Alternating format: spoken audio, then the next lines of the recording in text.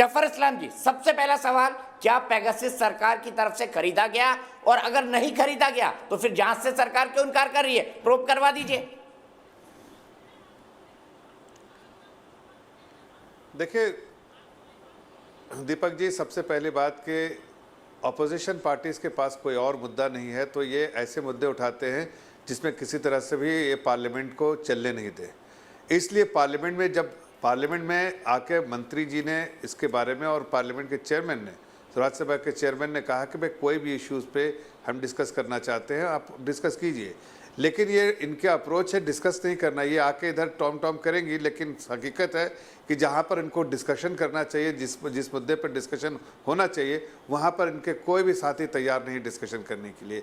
आप देखिए कि जो बीएसी होता है, जो advisory committee, business advisory committee, उस पर सारे मुद्दे डिस्कस किए गए हैं और हर चीज़ का आपको जवाब भी दिया गया, और जवाब अगर आपको चाहिए तो डिस्कशन होगा, आप संसद में डिस्कशन होगा। लेकिन डिस्कशन कैसे हो, किसी बात के आपको जो भी आपका सवाल जवाब है, जो आप खुल के डिस्कशन करना चाहते हैं, वो कैसे हो जब आप एक डिसरप्टिव फोर्स की तरह आप पार्लियामेंट में एक्ट कर रहे हैं।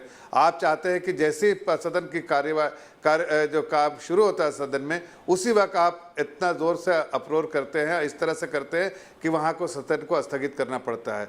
एक बार नहीं, अनेक बार इनके जितने भी मैं कहता हूँ कि कांग्रेस एक प्रिंसिपल अपोजिशन पार्टीज है, उनको एक अपने कॉन्डक्ट को इस तरह से दिखाना चाहिए कि ताकि बाकी लोग भी रिस्पॉन्सिबल, बाकी पार्टियां भी, छोटी छोटी पार्टियां भी है, वो भी रिस्पॉन्सिबल होके अपने साथ आपके साथ खड़े होके इस मुद्दे पे डिस्कस करें। इस मुद्दे पे जितने मुद्दे पे है, आदरणीय प्रधानमंत्री जी ने पहले दिन कहा था कि हर मुद्दे पे डिस्कशन करना चाहते हैं, लेकिन ऐसे मुद्दे जो झूठ से बिल्कुल प्रेरित हो, जिसको जो खासकर ऐसे मुद्दे उठाए ताकि इसमें आप जो विकास की जो हम राजनीति कर रहे हैं, जिस तरह से देश विकास की तरफ चल रहा है, उसको कहीं ना कहीं रोकने का काम करें। आज देखिए कितने सारे पेंडिंग बिल्स हैं।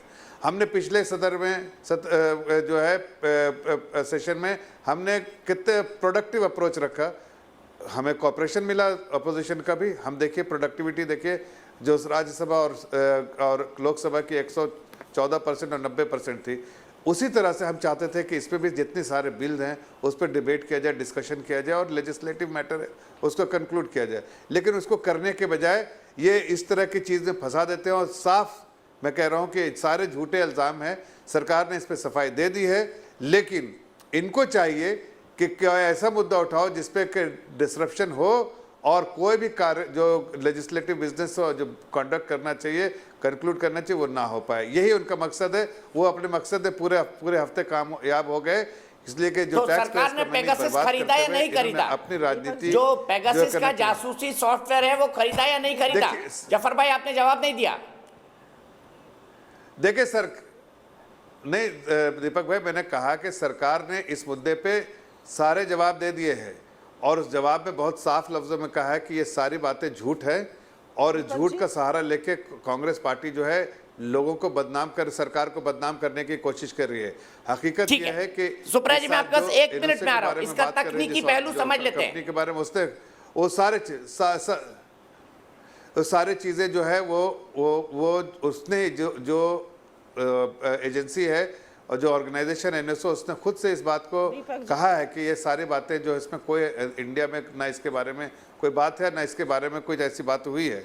तो ये कांग्रेस की, और खासकर हम कह रहे हैं कांग्रेस और दीगर अपोजिशन पार्टीज, उनका काम है ये, इसलिए कि ये डिसरप्ट करना चाहते हैं पार्लियामेंट में।